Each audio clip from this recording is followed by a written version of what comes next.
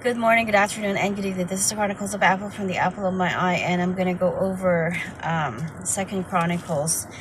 This is Second Chronicles 11:12. So there is Rehoboam, and I wanted to do this particular verses because of what is happening in Israel, and the Lord is putting in my heart that I have to go over this.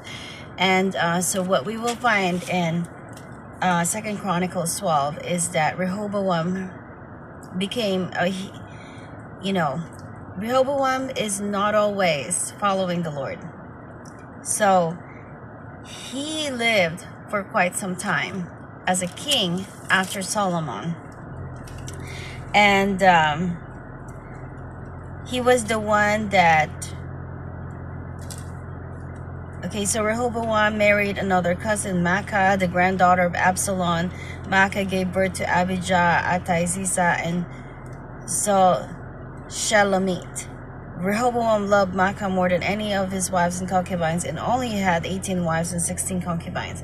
So you can see there's lots of multiple wives, and they gave birth to 28 sons and 16 daughters. Rehoboam appointed Maacah's son Abijah as leader among the princes, making it clear that he would be the next king. Rehoboam also wisely gave responsibilities to his other sons and stationed some of them in the 45 towns throughout the land of Judah and Benjamin. So Benjamin and Judah are together. He provided with them generous provisions, and he found many wives for them. So there's for the lines to continue. Now, mind you, all the kings, from the time of Solomon onwards, many of the children of David are either born in Hebron or Jerusalem. Okay, so that is Judea and Samaria. So the land in question right now that the Muslim Caliphate is very interested in is Judea and Samaria. That is because when you look at Mecca, Mecca is a mock-up of a temple. A temple is only a temple where it's at. It is only holy where it's at. Okay, and it is the appointed place. Okay, it's the appointed place of where the teaching of the Lord and the provision of a Messiah is going to come. So if you displace that, okay, it is basically a distraction for humanity. So I'm going over this because, just to be very clear, I'm going over this because it is important for Israel to win this war. And it is a selfless act to actually win the war because they are having to hold up that banner, okay, that promotes the law of the Lord. And it's about the law and the teaching of God. When you're talking about Israel, it's the law and teaching of God. And there was a guy named Amir Avivi, and he basically did a talk. And by the way, I'm at the church because I'm at the church at Compass. Okay, I wanted to do this because I feel like so critical, and I actually should have done it yesterday, but I was like, okay, it's better when I get to the church. And so, and somebody's just trying to, it's like, somebody's trying to give me shoes, by the way. Okay, like, I'm so thankful for it. She's Chinese, and my feet is 6.5, but she's giving me 5.5. It's probably not going to work. But anyway, I love shoes. Anyhow, I don't want to get distracted, so here we are, okay? So Israel is having to fight, I don't know how many 50 states of Islam. Okay, so Islam has Mecca. That is their main place of temple, and it's a confabulation. Okay, it is completely anachronistic. Adam was never born there. It's not about Mecca. Isaac was not sacrificed, in Mecca, and Jerusalem is the name. Okay, you cannot go from Beersheba and walk several days to get to Mecca, but you can from Beersheba all the way to Jerusalem. And I have a Muslim friend. He was actually interested in me. I wasn't interested in him because I figured he might be a Muslim. His name was Mo. Anyway, I did a ton of research on Islam, and I had a dream. And in the dream, it was as though I could see, the Lord allowed me to see what he looks like prior to his last breath at the crucifixion site. and it was a view looking from the right down, and I could see the sweat. And then there is actually prior to that, I was looking at a flood, and in the flood are all the filth of the earth. Okay, so this is like you can see things floating at it. Okay, and I don't know why this flood is. Of course, it was very murky, but the flood becomes associated with whatever is going on at the crucifixion site.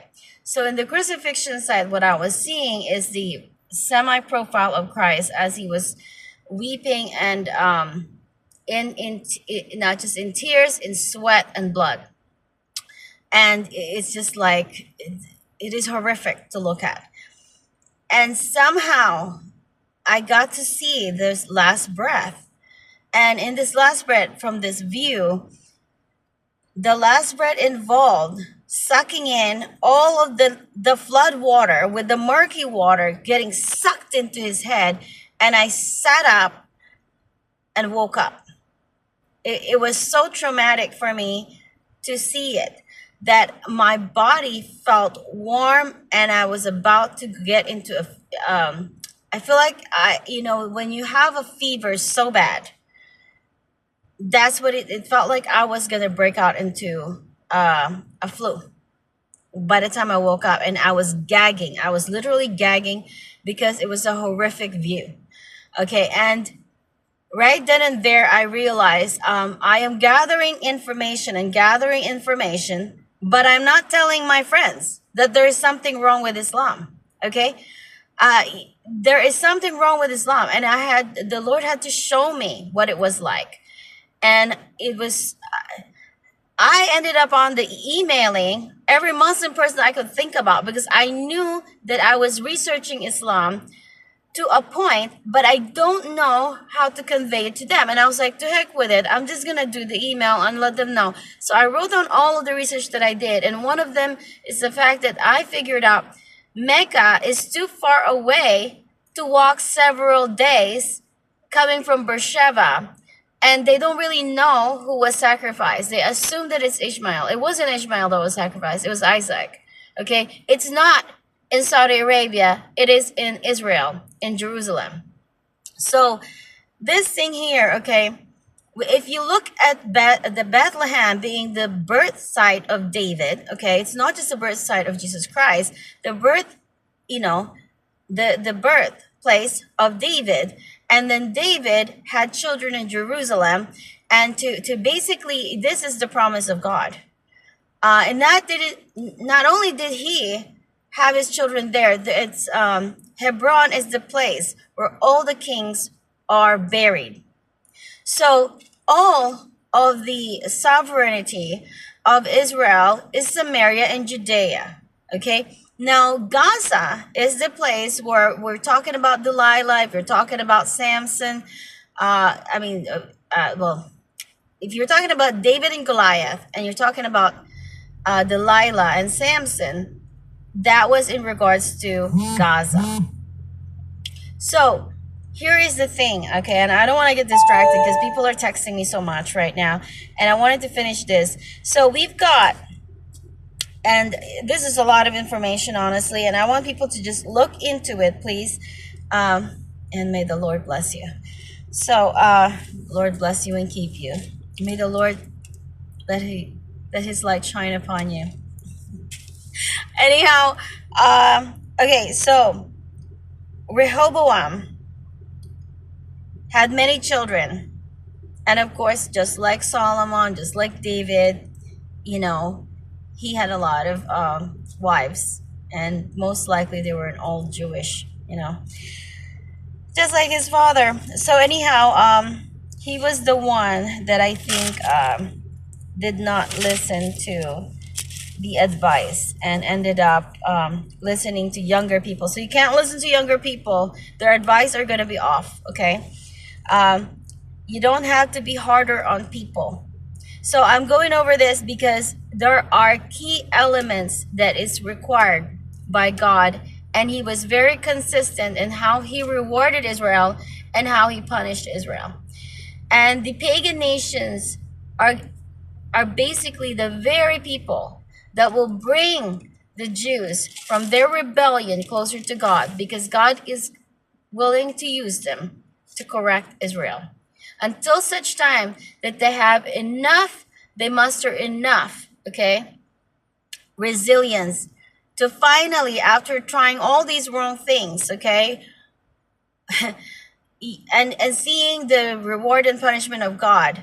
At this point in time, we need to understand that it is God is very clear with righteousness. Okay, so what took place is that Rehoboam, because of all his rebellion, is about to get punished. Okay, and the prophet Shemaiah then met with Rehoboam and Judah's leaders, who had all fled to Jerusalem because of Shishak. Now, Shishak is, I guess, Egyptian king who came up to attack Jerusalem. Okay, with 1,200 chariots and 600,000 horses. That is a lot. Countless armies, including Libya, Sukkites, and Ethiopians. Okay, so we want to attack over there, and you have abandoned me, so I have been abandoning you to Shishak. That this is what Shemaiah said to Rehoboam. Then the leader of Israel and king humbled themselves and said, "The Lord is right in doing this to us." When the Lord saw their change of heart, he gave this message to Shemaiah: "Since the people have humbled themselves, I will not completely destroy them and will soon give them some relief. I will not use Shishak to pour out my anger on Jerusalem, but they will become his subjects. They will know the difference between serving me and serving earthly rulers." Then King Shishak of Egypt came up and attacked Jerusalem. He ransacked the treasures of the Lord's temple and royal palace. He stole everything, including all the gold shields Solomon had made. King Rehoboam later replaced them with bronze shields and substitutes, and he entrusted them to the care of the commanders of the guard, who protected the entrance of the royal palace. Whenever the king went to the temple of the Lord, the guards would also take the shields and then return them to the guard room. Because of Rehoboam humbled himself, the Lord's anger was turned away, and he did not destroy him completely. There were still some good things in the land of Judah. Okay, so let's keep that in mind. So in Rehoboam's reign, okay, he had to humble himself, and there was still punishment left, but at least the Lord did not decimate them. Okay, so the rest of the events of Rehoboam in the these record is a record of Shemaiah the prophet and record of Iddo the seer. The prophets and the seers are critical for the king of Israel to do it right, because they are the conscience to the king, so to speak. Okay, then there was Abijah. Okay, and what we learned from Abijah is that there was war going on. Okay, and Abijah stood on Mount Semaraim and shouted to Jeroboam and all of Israel, "Listen to me. Don't you realize that the Lord, the God of Israel, made a lasting covenant with David, giving him his descendants the throne of Israel forever?" So this is where you see that the identity, Abijah was being reminded of the identity of the Jews, okay, in reference to David, okay, and so Abijah was basically fighting with Rehoboam. I think Rehoboam is Israel, and he was pointing at Jeroboam. It seems like this Bobo is not good. I mean, I don't like Bobo. Okay, Bobo in my language is like there's some stupidity in that name. So Jeroboam had secretly sent part of his army around and behind the men of Judah to ambush them. Now Rehoboam is kind of like this. I think he usurped Israel, but there's something very rebellious about him. And what he did is that he, unlike Abijah, did not keep the priests and the Levites, and so basically he didn't want the teaching of the Lord. Okay. So if you look at Jeroboam, it's like the Jews it has the identity of Israel, right? They're Israel, okay? But they do not want to have the teaching, nor the people that teaches the word of God. They don't want to be reminded. So Israel is kind of removed from the conscience that they're supposed to have given by the prophets and seers. So he had more to fight with, yet in the end, he lost. And actually, it was because Abijah reminded him that it has to be the line of David. And you are basically,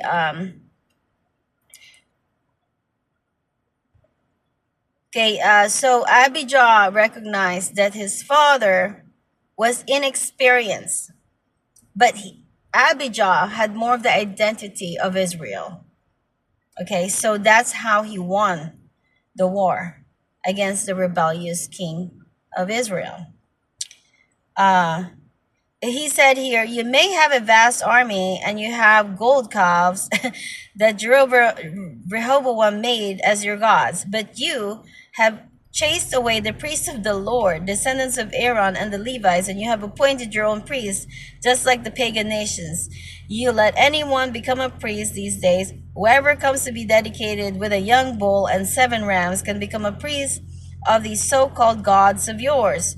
But as for us, the Lord is our God, and we have not abandoned him. Only the descendants of Aaron serve the Lord as priests, and the Levites alone may help them in their work.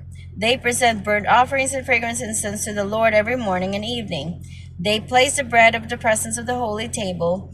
They light the gold lampstands every evening. We are following the instructions of the Lord our God, but you have abandoned him. So you see, God is with us. He is our leader. His priests blow their trumpets and lead us into the battle against you. O people of Israel, do not fight against the Lord, the God of your ancestors, for you will not succeed. Okay, so that's what we learned from Abijah. So all his records are in the commentary of Edo the prophet, and all these kings are pretty much buried, in the same place. That'll be around Jerusalem. So and Hebron, I think, is a big part. Okay, so there is a city of David. So it says here that he was buried in the city of David. Now was in the city of David. So that is in Jerusalem. Then his son Asa became the next king. There were peace in the land for 10 years. Pag-asa in my language is actually a hope. It means hope. So there is hope, with all this rebellion and confusion. He had peaceful years. Okay, that's what we learned with Asa. And he had 300,000 warriors from the tribe of Judah, armed with large shields. So Judah and the Benjamites tend to get along. He also had an army. So Judah is the mother is Leah, and then the mother of Benjamin is Rachel. So there's kind of like an interesting connection there between the two mothers. He also had an army of 280,000 warriors from the tribe of Benjamin, armed with small shields and bows. Okay. Both armies is like the little brother. It's like a sidekick right here. Both armies were composed of well-trained fighting men. Once an Ethiopian and Sarah attacked Judah with an army of 1,000 men and 300 chariots.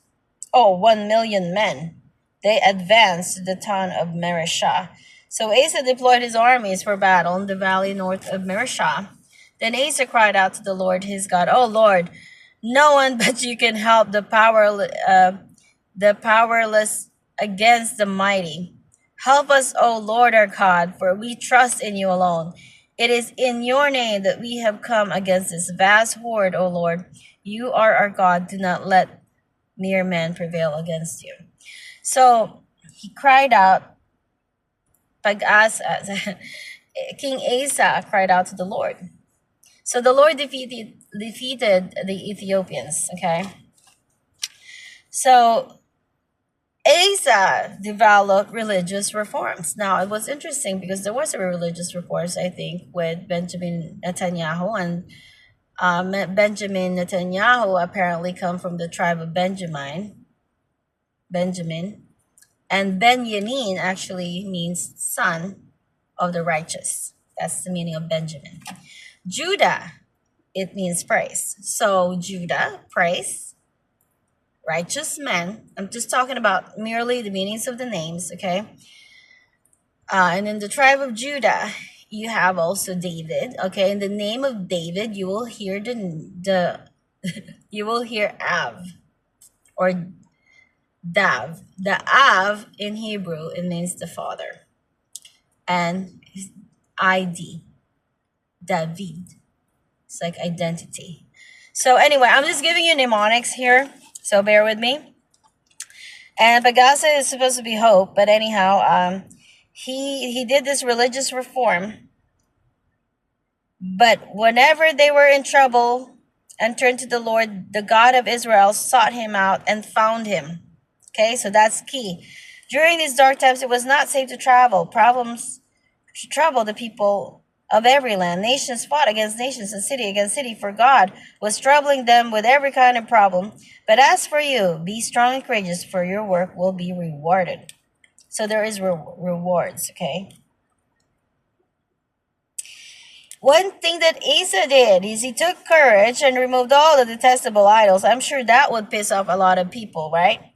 From the land of Judah and Benjamin and in the town. So you got to get rid of the idols from among your people.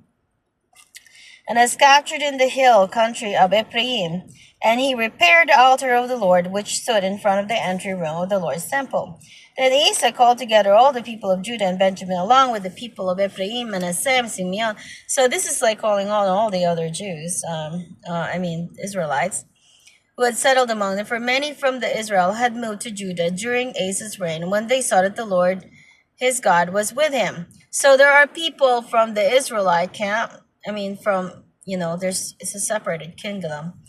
And they're like, ooh, Judah is better. So they actually shuffled over there. So you can see that there is recruitments happening. On the day they sacrificed the Lord 700 cattle and 7,000 sheep and goats from the plunder they had taken in the battle. Then they entered into covenant to seek the Lord, the God of their ancestors, with all their heart and soul. They agreed that anyone who refused to seek the Lord, the God of Israel, will be put to death, whether young or old, man or woman, if they are refusing. They shouted out their oaths of loyalty to the Lord with trumpets blaring and ram's horns sounding. So they're being loud about this, to kind of invoke their loyalty unto God. All in Judah were happy about this covenant, for they had entered into it with all their heart. They earnestly sought after God, and they found him. So seeking the Lord you will find. Seeking you will find. The Lord gave them rest from their enemies on every side. King Asa even deposed his grandmother Maacah from her position as queen mother because she had made an obscene Asherah pole. He cut down the obscene pole, broke it up, and burnt it in the Kidron Valley. So we're going to find these horrible things from the Kidron Valley. Although the pagan shrines were not removed from Israel, they still left some. Asa's heart remained completely faithful throughout his life. He brought into the temple of God the silver and gold and various items that he and his father had dedicated. So there were no more war until the 35th year of Asa's reign. So final years of Asa's reign, he became bad again. Ramah, in order to prevent anyone from entering, leaving. So it says here that there is a king Baasha of Israel invaded Judah and fortified Ramah in order to prevent anyone from entering or leaving King Asa's territory in Judah. Asa responded by removing the silver and gold from the treasures of the temple of the Lord in the royal palace. He sent it to King Ben-Hadad of Aram, who was ruling in Damascus. And why would you do that? Along with a message, let there be a treaty between you and me. So what Asa did is he sided the pagan nation in order to get back at Israel. So I guess he was, they were having a feud. And so this is going to displease God, obviously. Ben-Hadad agreed to King Asa's request and sent the commanders of the army to attack the town of Israel. They conquered towns of Iyon, Dan, Abel, Bet, Maacah, and all the store cities in Naphtali. As soon as Baasha of Israel heard what was happening, he abandoned his project of fortifying Ramah and stopped all work on it. Then King Asa called out all the men of Judah to carry away the building stones and timbers that Baasha had been using to fortify Ramah. Asa used these materials to fortify towns in Geba and Mizpah. Hanani the seer came to the king, because you have put your trust in the king of Aram instead of the Lord your God, you missed your chance to destroy the army king of Aram. Don't you remember what happened to the Ethiopians and Libyans and their vast army with all their chariots and charioteers? At the time you relied on the Lord and handed them over to you, and the eyes of the Lord searched the whole earth in order to strengthen those whose hearts are fully committed to him. What a fool you have been! Now on you will be at war. Asa became angry with Hanani for saying this, and he threw him in prison. Oh, that's horrible. Okay, so you will see he made a mistake, and he's beefing with Israel. He goes inside this other king and made a treaty, and God was not pleased and sends out the seer. The seer tells him and reminded him of what God was able to do before, and now he missed the chance of destroying King of Aram. Now I don't know where King of Aram is. So King Asa's reign, one other thing that he did, I think he's the one that had a problem with his foot. Okay, so Asa died with a problem on his foot. Okay, and after he made that treaty, God was upset. He got mad at the seer, and the next thing you know, like, he has a foot sore or whatever foot issue he has, and he relied on physicians, and God obviously did not like that either. And eventually he died. Okay. Then comes Jehoshaphat, which is extremely, there's a lot on Jehoshaphat. Okay. Some of the kings, there's more discussed about them. Jehoshaphat also did a reform. He also, I think, reformed the judges. Okay, which is what you need. If it's becoming so corrupt and the judges are corrupt, you need a reform. With Jehoshaphat is actually the connection between Jehoshaphat, dealt with Ahab. And then you will know that in the story, Ahab eventually was given a bad prophecy. And, that is because God did not like Ahab. In fact, all of Ahab's descendants are bound to die. So one thing you need to understand is that Ahab, it's like a spirit of these kings that bows down to Jezebel. And Jezebel is a spirit that actually destroys men and basically usurps the power of men in order to give praises to Baal. Jezebel is the spirit in connection to Baal, and whoever she's married to, she uses his power so that it basically gives power to Baal, basically slaves of Baal. And then she would have a particular, Jezebel has her own prophets, demonic prophets. And these demonic prophets are influential, of course, to the kingdom. So Jehoshaphat had to talk to Ahab, and they figured they need a seer and a prophet. Ahab agreed. I guess he was desperate. And then there was a prophecy that they're going to define. Okay, but apparently it was a lying spirit. And then the prophecy with the king, Jehoshaphat, is okay. It's good. But when it came down to the prophecy for Ahab, it basically said Israel will be, running around because the king will die. So what he did is that he impersonated himself as a regular soldier, and he eventually got shot. So there is no point in disguising yourself. That's what I get out of this. Okay? And you will see that whenever Israel is being humbled, okay, when they humble themselves, what they do is that they get rid of pagan idols. So Micaiah is the prophet. You will find out soon enough when you're trying to hide in some secret room. Okay, since when did the Spirit of the Lord lead me to speak to you? He demanded. And Micaiah replied, you will find out soon enough when you're trying to hide in some secret room. Arrest him. The king of Israel ordered. Take him back to Ammon, the governor of the city, and to my son Joash. Give them Give them this order from the king. Put this man in prison and feed him nothing but bread and water until I return safely from the battle. But Micaiah replied, if you return safely, it will mean the Lord has not spoken through me. Then he added to those standing around, everyone, mark my word. He's saying that, okay, the king is going to die.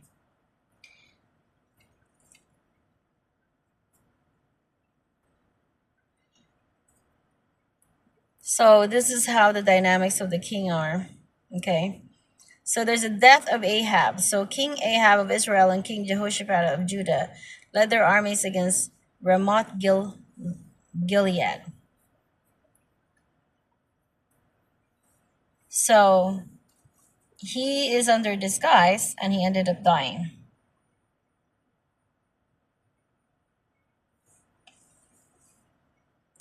So just as, just as prophesied, he dies. Okay. And now Jehoshaphat appoints judges. Okay. When the King Jehoshaphat of Judah arrived safely home in Jerusalem, Jehu, son of Hanani, the seer, went out to meet him. Why should you help the wicked and love those who have the Lord? Why have you helped the wicked and love those who hate the Lord? He asked the king, because of what you have done, the Lord is very angry with you. Even so, there is some good in you, for you have removed the Asherah poles throughout the land, and you have committed yourself to seeking God. Jehoshaphat lived in Jerusalem, but he went out among the people, traveling from Beersheba to the hill country of Ephraim, encouraging the people to return to the Lord and God of their ancestors. He appointed judges throughout the nations in all of the 45 towns, and he said to them, always think carefully before pronouncing judgment. Remember that you do not judge to please people, but to please the Lord. He will be with you when you render the verdict in each case. The fear of the Lord judge with integrity, for the Lord God does not tolerate perverted justice, partiality, or the taking of bribes. So he appointed sons of Levites and priests and clan leaders in Israel to serve as judges, and it fortifies the people when there are proper judges in place. Okay, because if you don't have proper judges, the righteous thing doesn't happen. Even if you have the law, the judges will implement that, and they'll be able to express, who is in the right and who's the wrong. But whenever there's a lot of corruption, righteous laws are not implemented.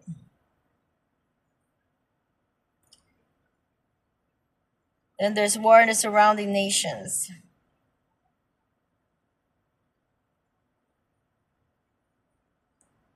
So anyway, there's more going on, but I wanted to kind of like give a brief summary.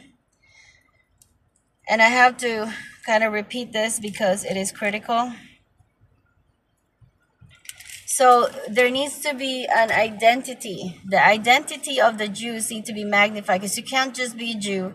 If you're a rebellious Jew, they need to know the identity.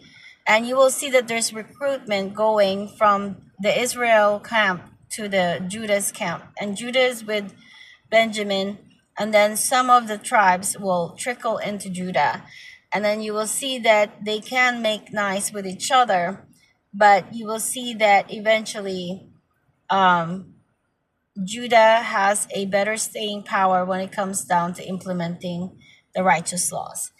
And then every now and then, they'll second guess God, and that's when they get punished.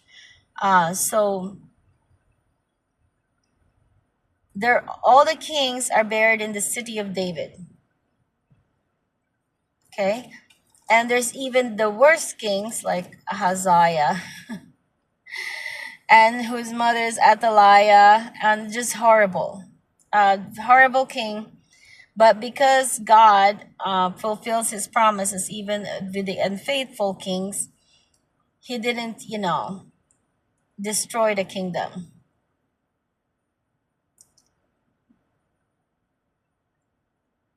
So anyway,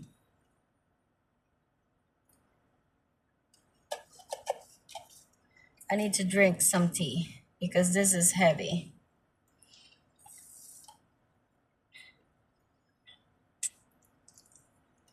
There were also these queens, by the way. Ahaziah is a horrible king.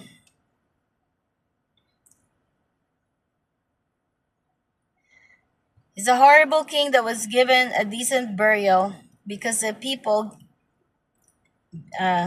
what you get out of Ahaziah, he was totally horrible. The son of King Ahab of Israel. Okay, following the evil advice, Ahaziah joined Joram, the son of the king of Ahab, King Ahab of Israel, in his war against King Hazael of Aram at Ramoth Gilead. When the Arameans wounded Joram in the battle, he returned to Jezreel to recover from the wounds he had received at Ramoth. Because Joram was wounded, the king Ahaziah of Judah went to Jezreel to visit him. But God had decided that this visit would be Ahaziah's downfall. While he was still there, Ahaziah went out with Joram to meet Jehu, grandson of Nimshi, whom the Lord had appointed to destroy the dynasty of Ahab. So bear in mind there's a promise of God to destroy the dynasty of Ahab. Okay, so what do you think? There's 140 puppet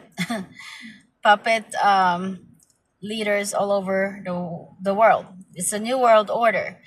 So you've got, who is the puppet master? Okay, there's a puppet master to all 140 presidents and prime ministers, whatever you call them, king or whatever, queen, whatever. They have the Ahab spirit, and they connive, and they basically hijack the nations to look like they are in favor of this satanic cult of Islam. Okay, so, but you know that God gets rid of the spirit of Ahab in the people.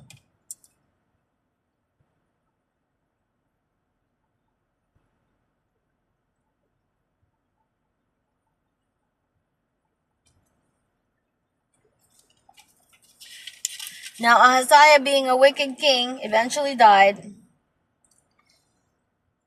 And whenever you are learning from the wicked people, you become wicked.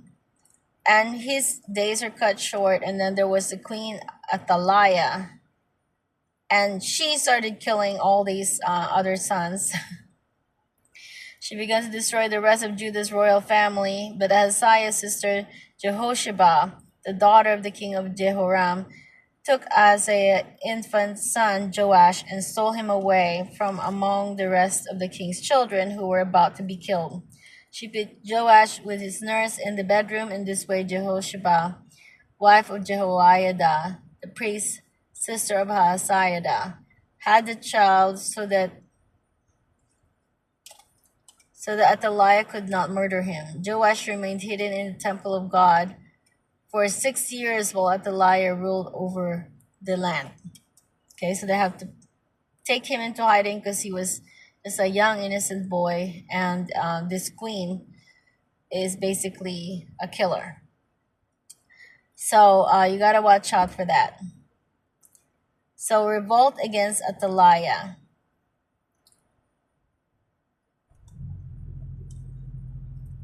Here is the king's son. The time has come for him to reign. The Lord has promised that the descendants of David will be our king. This is what you must do. When the priests and Levites come onto the duty on the Sabbath, a third of you will serve as gatekeepers, another third will go over the royal palace, and final third will be the foundation of the gate. Everyone else should stay in the courtyards of the Lord's temple.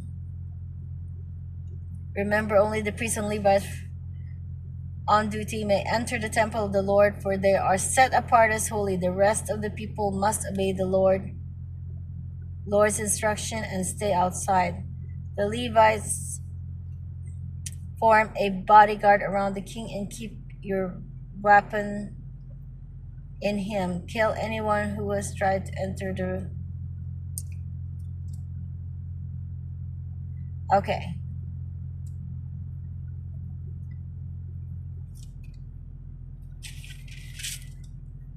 So, what you get out of that is you have to watch out for women like Athaliah, who will destroy the royal leadership for personal gain.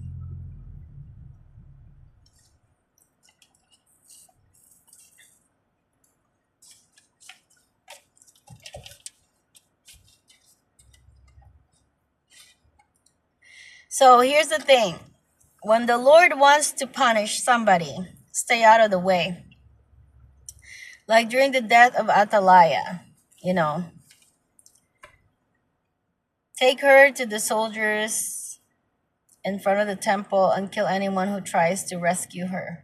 For the priest had said she must not be killed in the temple of the Lord, so they seized her and led her out of the entrance of the horse gate on the palace grounds, and they killed her there.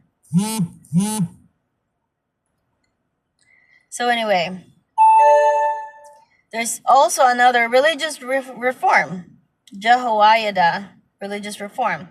Then Jehoiada made a covenant between himself, the king of the people, that they would be to the Lord's people, and all the people went over the temple of Baal and tore it down. They demolished the altars and smashed the idols, and they killed Matan, the priest of Baal, in front of the altars. Jehoiada puts the priests and Levites in charge of the temple of the Lord, following in all the directions given by David. He also commanded them to present burnt offerings to the Lord as prescribed by the law of Moses, and to sing, rejoice. David had instructed. He also stationed gatekeepers and the gates of the Lord's temple to keep out those who for any reason were ceremonially unclean. Then the commanders, nobles, and rulers, and all the people of the earth escort to the king to the temple of the Lord. They through the uproar. Yeah. So anyhow, there's a time of rebuilding. And another thing, like it's important to have religious reforms. So there is also a reversal of the reform.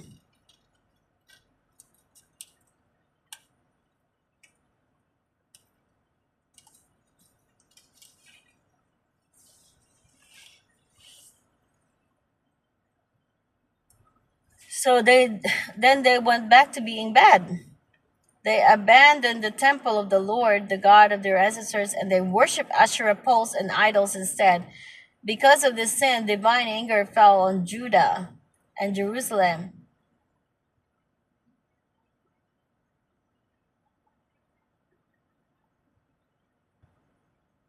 So anyhow, I'm gonna end it right here because there is a lot, and I just wanted to I'm gonna continue because there's also Uzziah, there's Jotham, and Uzziah actually ended up with leprosy, and that is because he was performing a ritual that he should not be doing. So Azariah the high priest went in after him with 8 other priests to the Lord, all brave men. They confronted King Uzziah and said, "It is not for you, Uzziah, to burn incense to the Lord. That is the work of the priest alone." Okay, so there is if you're meddling with something that is not your business, then God doesn't like that. And sure enough, Uzziah ended up with leprosy. Okay, then there's Jotham rules in Judah. Then there's Ahaz, he was a horrible king. Then there's Hezekiah. And what you get out of Hezekiah, and I'm actually going to do this for another time, because there's a lot just with Hezekiah. I think the Lord made it clear, you cannot be siding Syria, you cannot be disobedient, you cannot have the king perform the ritual acts that the priests are supposed to do. That's a big no-no. And then some of the things here is like preparation for Passover. And again, Hezekiah also did a lot of educational reform. So anyway, Hezekiah will do something in terms of the diverting the water. And sometimes that is a necessary tactic in order to prevent more killing. In fact, that is killing of the Jews. Okay, so Manasseh had a very interesting story. He started out bad and then he became more righteous.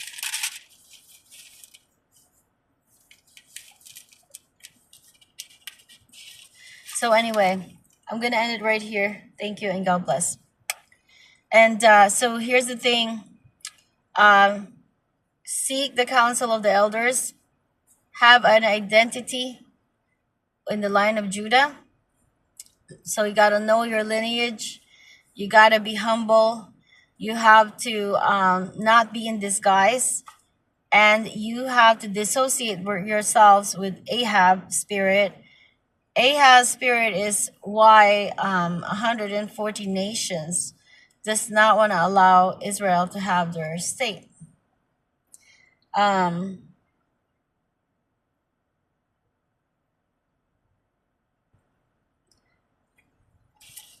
Then you will also you can also see that even when Israel goes really bad or Judah went really bad, God didn't completely destroy them because of his promises.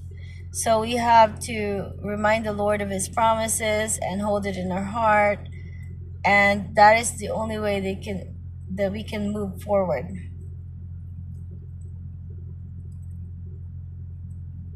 So being humble is very critical, and trusting in the Lord is very critical, because God punishes Israel based on human rebellion.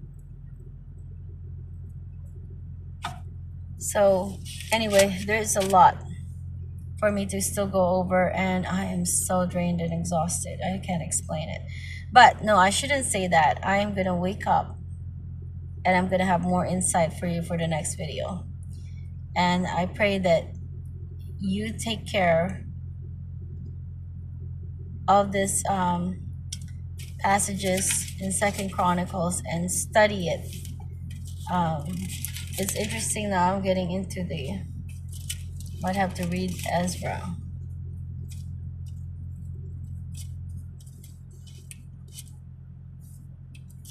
Anyway, thank you. God bless.